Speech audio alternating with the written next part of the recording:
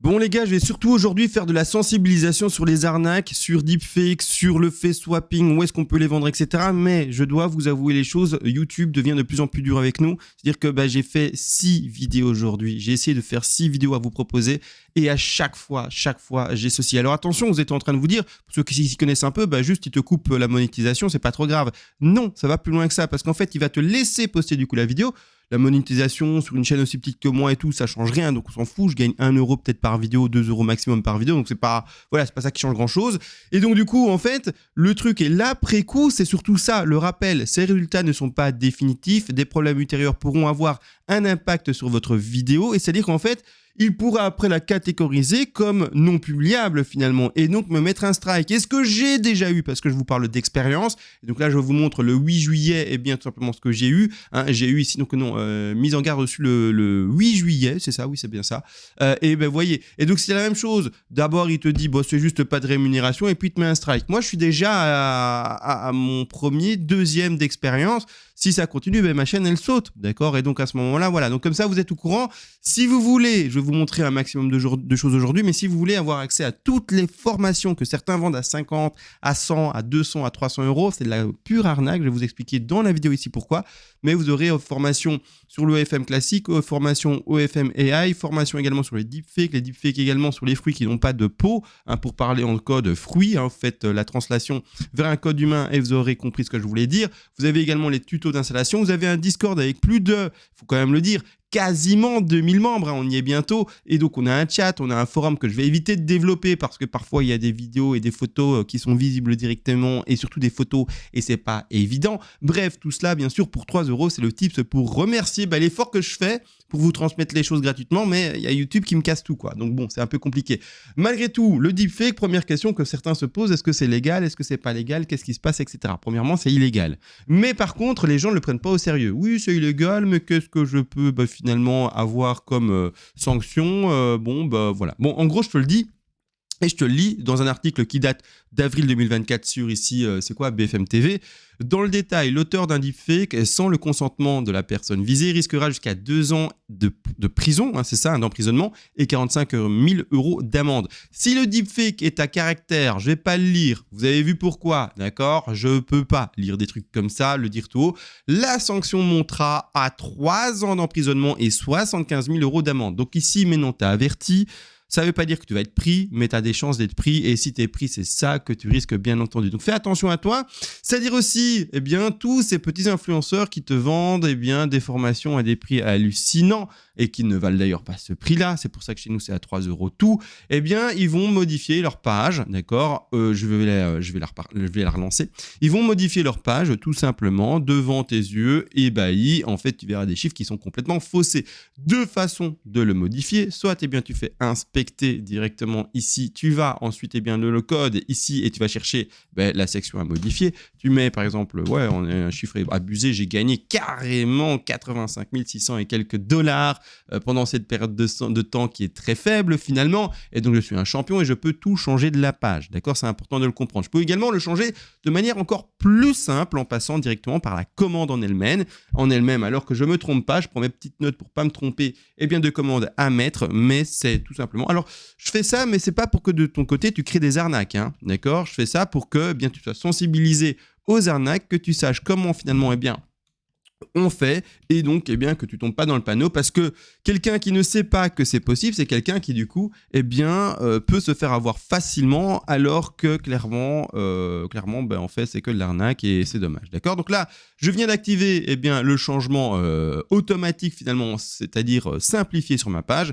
et je n'ai plus qu'à cliquer et écrire sur ma page, et donc je mets que là j'ai gagné 51 ici, et que là j'ai gagné, j'en sais rien, j'invente des chiffres, on s'en fout, d'accord? Je peux absolument tout changer, les pourcentages aussi, j'ai une augmentation de 15%, etc. là. Malgré tout, il faut comprendre une chose, c'est que là c'est une page qui est sécurisée. Aussi, il y a donc des plugins de sécurité sur ce site, et certaines choses sont plus difficiles à changer. Mais on peut passer la barrière sans trop de problèmes. Soit tu t'y connais à fond et alors tu peux le faire sur la page ici, d'accord, sur Internet, soit tu t'y connais un peu moins, mais tu veux quand même Bon, l'arnaqueur va quand même vouloir le faire, mais ne le fais pas, hein, d'accord? Je te le montre, mais ne le fais pas. Tu vas télécharger soit le site complet ou juste la page web que tu veux montrer, et tu vas bien tout simplement l'ouvrir. Allez, là, j'ai téléchargé le site, je vais le refresh également. Moi, je le refresh, ça redonne à 0. Mais il est possible, attention, de sauvegarder les modifications sur ton PC, de le refresh et donc d'avoir les modifications qui sont toujours là. Donc si en fait l'influenceur arnaqueur ne te montre pas le code source, donc c'est-à-dire le code source, non mais le code, l'adresse URL de cela, et donc par exemple chez moi tu vois que c'est de mon document C, etc., user, mon prénom, OneDrive, bureau, machin, là tu vois que c'est en local, d'accord? Et également, il est important de lui demander ses réseaux sociaux. S'il te montre pas ses réseaux sociaux, tu sais que peut-être il a modifié la page, d'accord? Parce que si toi tu vas vraiment sur le compte données, tu verras des données réelles normalement. Pourquoi est-ce que je dis normalement? Parce qu'il est encore possible, malheureusement, d'acheter, par exemple sur Instagram et d'autres sites, des followers factices, c'est-à-dire des bots. Donc tu peux avoir 100 000, 200 000, 300 000 followers pour pas trop cher encore. Donc c'est ça aussi la difficulté de la chose. Donc il faut vraiment un peu gratter, mais déjà, si la personne de base ne veut surtout pas te montrer ses liens, là, il faut commencer à se poser des questions. Donc demande dans les commentaires des autres youtubeurs, influenceurs sur l'OFM, j'aimerais bien quand même voir en fait tes réseaux réellement. Je sais pas pourquoi tu les caches. Qu'est-ce que tu as à cacher du coup? D'accord? S'il a rien à cacher, il va te les montrer.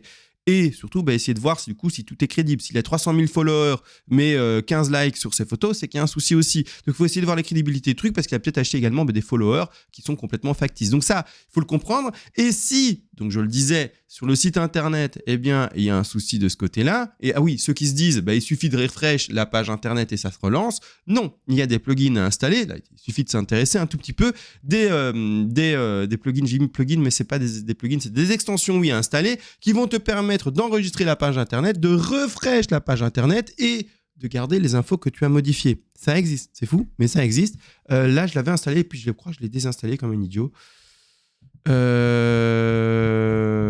Je sais plus. C'est pas grave, je vais pas le chercher maintenant. Je sais plus, je crois que je l'ai désinstallé comme un idiot alors que j'aurais pas dû.